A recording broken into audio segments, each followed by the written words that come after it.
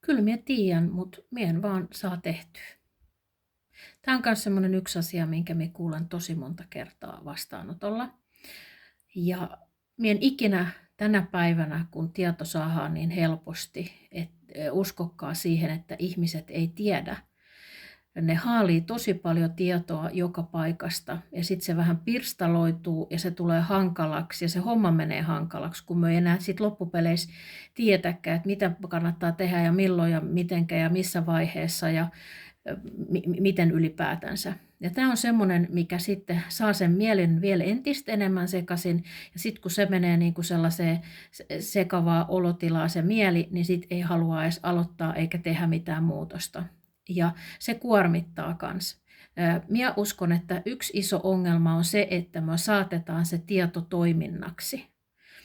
Minä uskon, että jokaisella meillä on tarpeeksi tietoa ja kaikkea tietoa ei tarvitse koko ajan kerätä, mikä perustuu 100% tutkimustietoon, vaan joskus kannattaa käyttää ihan omaa ajatusta, että mitä mun kannattaisi tehdä ja mitä ei.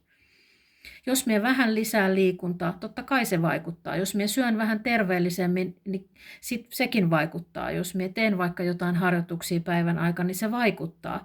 Eli se, että uskallettaisiin tehdä niitä asioita, eikä koko ajan haalita sitä tietoa, vaan lähdetään kokeilemaan, testaamaan, liikutetaan sitten meidän kehoa.